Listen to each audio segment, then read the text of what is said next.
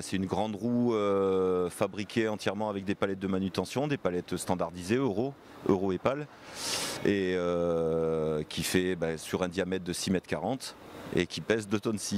L'idée de ce projet, c'est de parler des problématiques écologiques, et notamment de par sa situation, avec la relation avec le jardin de la Cascade, de parler des problématiques vraiment spécifiques liées à ce jardin.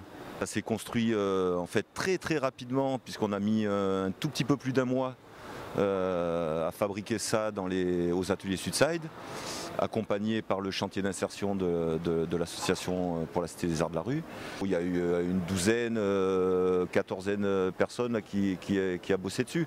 C'est incroyable d'avoir réussi à faire ça dans ce laps de temps, quoi. C'est complètement dingue. La difficulté technique, c'est de passer d'une maquette à la réalité.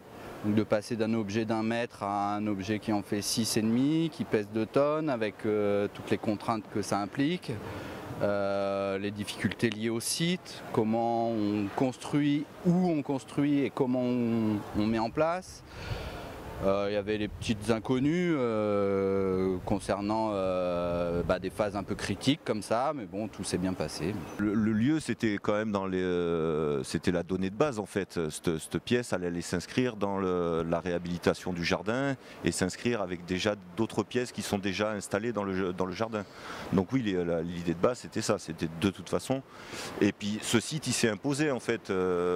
Quand moi je suis allé voir Aude, la coordinatrice pour la Cité des Arts de la Rue, que je lui ai dit qu'il y avait le projet Manifesta, un appel à projet, que moi je souhaitais qu'on essaie de travailler les ateliers Sudside et l'APCAR, et qu'on essaie de déposer un projet avec ce qu'on avait déjà nous réalisé, dont on avait la maquette, on avait un petit film, un texte explicatif racontant ce que ça décrivait.